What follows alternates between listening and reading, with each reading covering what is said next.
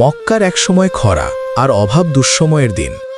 বানু সাদ গোত্রের এক দরিদ্র নারী হালিমা সাদিয়া রাজিয়া আনহা এলেন নবজাতক শিশু দুধ পান করানোর জন্য।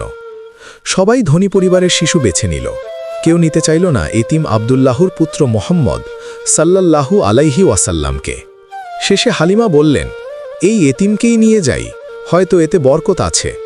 আর সেই মুহূর্তেই ঘটল আশ্চর্য ঘটনা।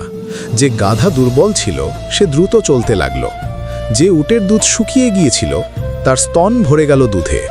ঘরে ফিরেই দেখলেন চারপাশে রহমতের আলো।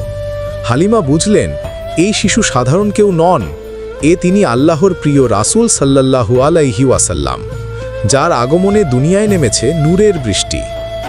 তিনি নবীর দুধমা হালিমা সাদিয়া রাজিয়াল্লাহু আনহা। যদি গল্পটা ভালো লেগে থাকে সাবস্ক্রাইব করো আর কমেন্টে লেখো সাল্লাল্লাহু আলাইহি ওয়াসাল্লাম।